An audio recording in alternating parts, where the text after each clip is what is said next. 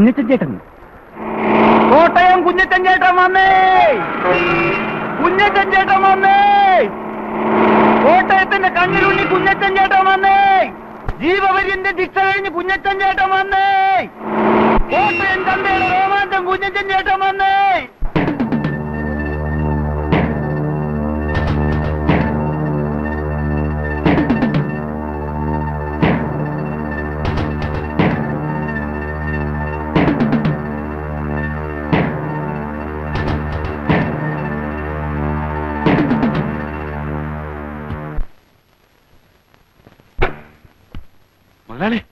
ആ കോട്ടയം കുഞ്ഞച്ചൻ വന്നിട്ടുണ്ട്. കോട്ടയം കുഞ്ഞച്ചൻ? അതെ. അവന്റെ ശിക്ഷ കഴിഞ്ഞു കാണുമല്ലോ. പരോളൊന്നുമല്ലോ ആണോ? പിള്ളേരൊക്കെ ഇതിനെ വിളിച്ചു പറഞ്ഞോണ്ട് പോകുന്ന കേട്ടു. ശിക്ഷ കഴിഞ്ഞെന്നാ കേട്ടത്. അതിപ്പോ ജീവപര്യന്തം പറഞ്ഞാൽ പഴയതുപോലെ ഉണ്ടോ മുതലാളി? അവധി ദിവസങ്ങളും ഓരോരോ സർക്കാർ വരുമ്പോൾ കാണിക്കുന്ന വിട്ടുവീഴ്ചകളും എല്ലാം ചേർത്ത് ആകെ 5-8 കൊല്ലം കൊണ്ട് കച്ചവടം ഒന്ന് തീരും. ഏതായാലും നമ്മളെ പിള്ളേരുടെ ഒന്ന് പറഞ്ഞു വെച്ചേക്ക്. അവൻ നേരെ ഇങ്ങോട്ടായിരിക്കും വരുന്നത്. ഇങ്ങോട്ട് വന്നാലുടൻ ഗോഡൌണിലേക്ക് വരുത്താനുള്ള ഏർപ്പാട് ഞാൻ മാനേജറെ കൊണ്ട് ചെയ്യിച്ചേക്കാം. അത് വേണം മുതലാളി. അന്നന്ന് ചെയ്യേണ്ട കാര്യങ്ങൾ അന്നന്ന് ചെയ്യണമെന്ന് ഞാൻ നിന്നോട് പല പ്രാവശ്യം പറഞ്ഞിട്ടില്ലേ കേശവൻകുട്ടി? ഇതൊന്നും നാളത്തേക്ക് വെക്കാവുന്ന കാര്യങ്ങളല്ല. നാളെ പിന്നെ അവൻ അതും പറഞ്ഞ് ഇവിടെ കയറി ഇറങ്ങി നടക്കും. ഇന്നേ ഇല്ലാന്ന് പറഞ്ഞു വിട്ടാ അങ്ങോട്ടും ഇങ്ങോട്ടും ഇച്ചിരി മേലു പോകും.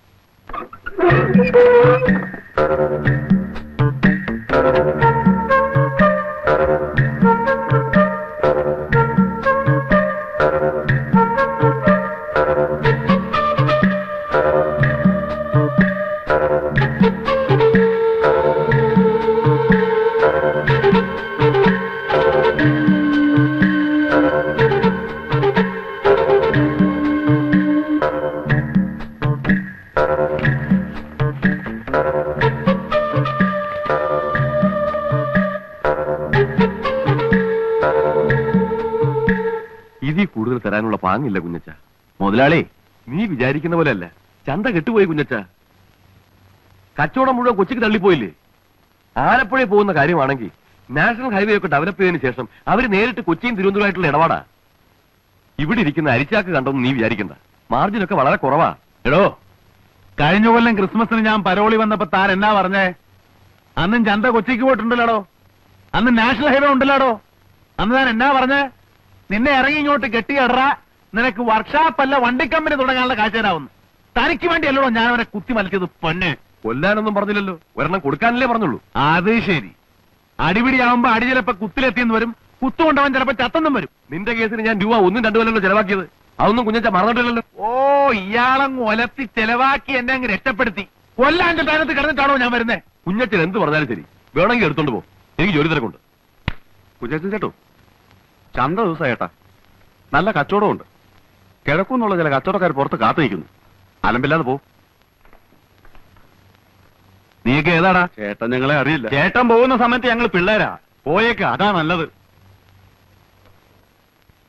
അന്വേഷിച്ച മറ്റെന്തെങ്കിലും പണി കിട്ടും.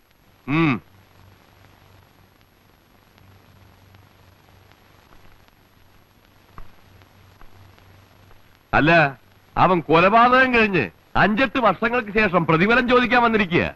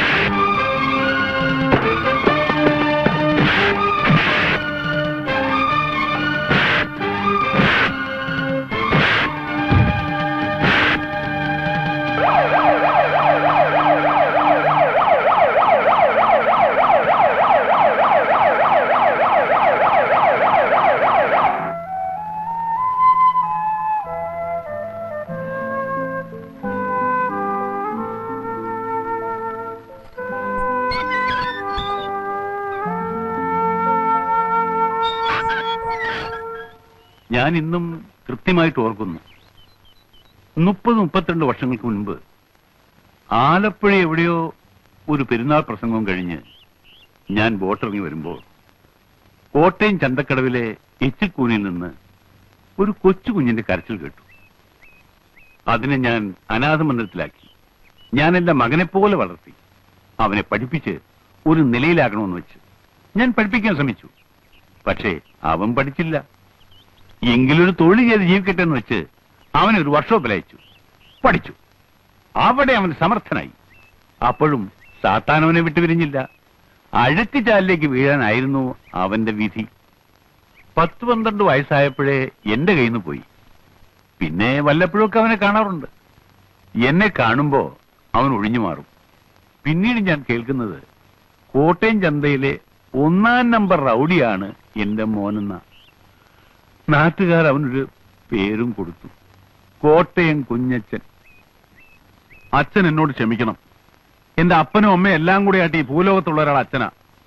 അച്ഛോ വെട്ടാനും കുത്താനും ഒന്നും അല്ല ഞാൻ ജയിലിൽ നിന്ന് വന്നത്. ഒരു വർക്ക്ഷോപ്പ് തുടങ്ങി സ്വന്തം കാലിൽ നിൽക്കണമെന്ന് ഓർത്ത് തന്നെയാ വന്നത്. ആദ്യം കിട്ടുന്ന കാശ് കൊണ്ട് അച്ഛനൊരു ലോഹ വാങ്ങിച്ചു തരണമെന്നോടെ ഞാൻ വിചാരിച്ചതാ. പക്ഷെ അവസാനം ആ പട്ടിയെ ചതിച്ചോ. അവൻ ആരാണ്? നിന്റെ അപ്പനോ അപ്പൂപ്പനോ? ആരാണ് അവൻ? എന്തിന്റെ പ്രതിഫലമാണ് നീ അവനോട് ഞാൻ ചോദിച്ചത്? നാളെ ഇല്ലടാ അവൻ ചെയ്യാനൊക്കെ.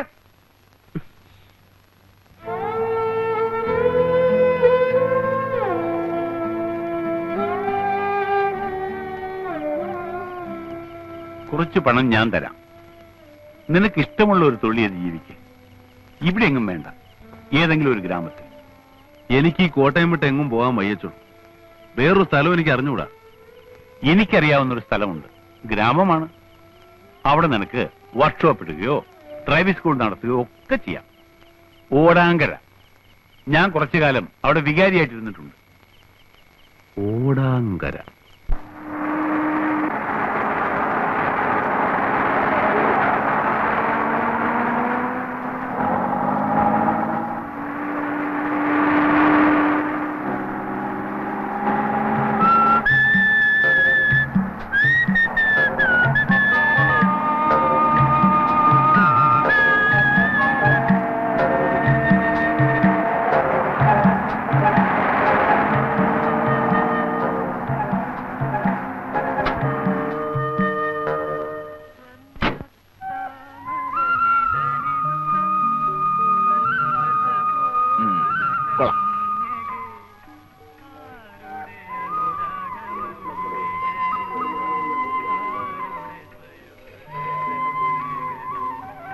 Hello, good morning.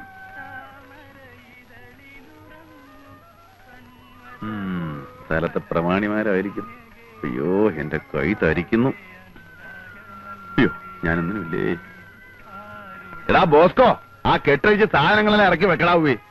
ശരി പ്രിൻസിപ്പളെ.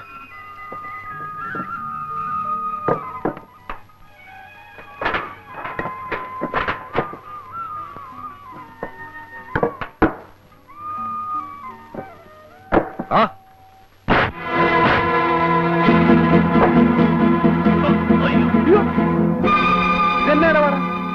എന്തുവാ പ്രശ്നം? എന്തുവാ കാര്യം? കാര്യം ഇയാളാണോ ഈ പ്രോ കോട്ടയം കുഞ്ഞച്ചൻ? അയ്യോ, പ്രോ എന്ന് പറഞ്ഞ പ്രൊഫസർ അല്ല, പ്രൊപ്രൈറ്റർ, ഉടമസ്ഥൻ എന്ന് പറയും. ഇംഗ്ലീഷ് തീരെ പിടിയില്ലല്ലേ. എന്താ പേര്? ഇരട്ടക്കണ്ണൻ കുട്ടപ്പൻ. ഇരട്ടക്കണ്ണൻ 1, 2. ശരിയാണല്ലോ, 2 കണ്ണുണ്ട്. ഇരട്ടക്കണ്ണൻ തന്നെ. അല്ല, എന്താ നിങ്ങളുടെ പ്രശ്നം? ഞങ്ങൾ ഇവിടുത്തെ ലോഡിംഗ് അൺലോഡിംഗ് വർക്കേഴ്സ് ആണ്. അയ്യോടാ, ലോഡിംഗ് അൺലോഡിംഗിനാണോ വിറ്റാത്തിയും കടാരിയൊക്കെ ആയിട്ട് ഇറങ്ങിയിരിക്കുന്നത്? അത് ഞങ്ങളുടെ സൗകര്യം. ഓ, ആയിക്കോ. അപ്പൊ എന്താ നിങ്ങളുടെ പ്രശ്നം? ഇവിടെ ചരക്കിറക്കാൻ ഒക്കുകയില്ല. ചരക്കിറക്കാൻ ഒക്കുകയില്ലെന്ന് പറഞ്ഞാൽ? ഒക്കുകയില്ല എന്ന് പറഞ്ഞാൽ നിങ്ങൾ പുറത്തുനിന്ന് കൊണ്ടുവന്നവരെ കൊണ്ട് ഇറക്കാൻ ഒക്കുകയില്ല. ഞങ്ങൾ ഇറക്കും. അല്ലാതെ ഞാൻ അവർക്ക് കേറ്ററക്ക് കൂലി കൊടുത്തിട്ടാ വന്നിരിക്കുന്നേ. എന്റെ ഒരുപാട് പൈസ ഒന്നുമില്ല. എങ്കിലും ഇറക്കാൻ ഒക്കുകയില്ല എന്ന് പറഞ്ഞാൽ ചിക്കിലിയില്ലാത്തനെ ഭയങ്കര ടൈറ്റാ. ഒരു സ്ഥാപനം തുടങ്ങാൻ പോകല്ലേ.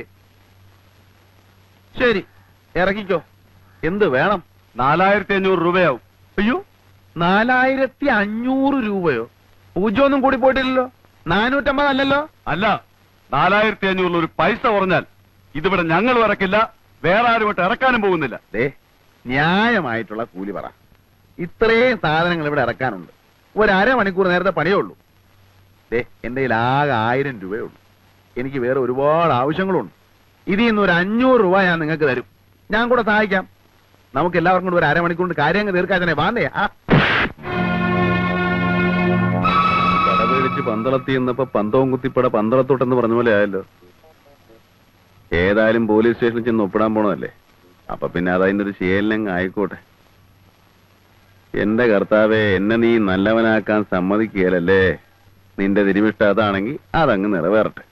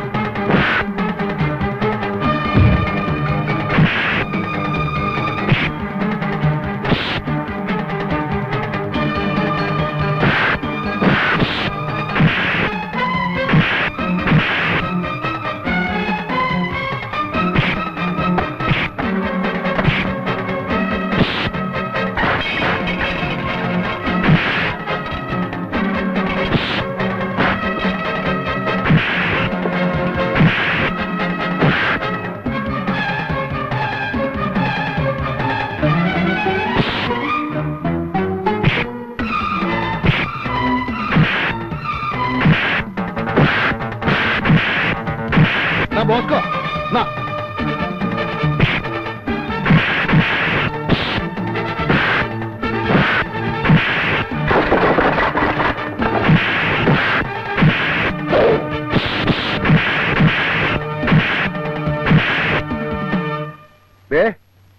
ഇരട്ടക്കണം ചേട്ടോ. വാക്ക് പറഞ്ഞ വാക്ക്. എവിടെ പറഞ്ഞ കാശുണ്ട്. കോട്ടയം കുഞ്ഞിന്റെ തന്ത ഒന്നേ ഉള്ളൂ.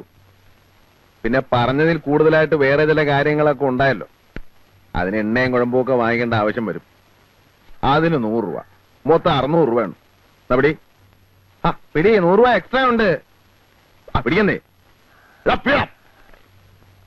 ഇനി റൗഡി ചേട്ടന്മാരെല്ലാം കൂടെ ഉത്സാഹിച്ച് എന്റെ സാധനങ്ങളൊക്കെ ഒന്ന് ഇറക്കി വെച്ചാട്ടെ. എടാ വാടാ, കുഞ്ഞച്ചൻ ചേട്ടന്റെ സാധനങ്ങളൊക്കെ നമുക്ക് തന്നെ ഇറക്കി വെക്കാം. അപ്പൊ കൊള്ളണത് കൊണ്ടപ്പ സംഗതി ക്ലിയറായി. പേരെന്തുവാ? കുഞ്ഞച്ചൻ, കോട്ടയം കുഞ്ഞച്ചൻ. കാലക്കി.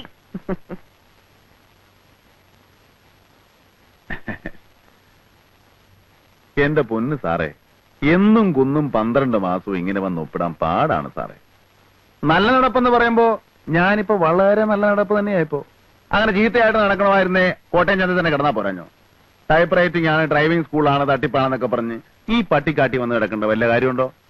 അല്ല, ഞാൻ പറഞ്ഞു വരുന്നത് എന്താന്ന് വെച്ചാല്, ഇപ്പൊ ഒരാഴ്ച ഞാൻ വന്ന് ഡെയിലി ഒപ്പിട്ടോളാം. പിന്നെ അങ്ങോട്ട് ആഴ്ചയിൽ 1 കിലോമീറ്റർ പോരെ. അല്ല സാറേ, ഞാനിപ്പോ പഴയതുപോലെ ഒന്നും അല്ല. വാചകം അടിക്കാതെ കുഞ്ഞച്ചാ, എനിക്ക് നിന്നെ അറിഞ്ഞൂടെ? അല്ല, സാറ് തന്നെ എന്നെ വിളിച്ചു പറയും, കുഞ്ഞച്ച നീ സൗകര്യം പോലെ വന്ന് ഒപ്പിട്ടാ മതിയെന്ന്. അല്ല, എന്നിട്ടേ ഞാൻ ചെയ്യത്തുള്ളൂ. പോ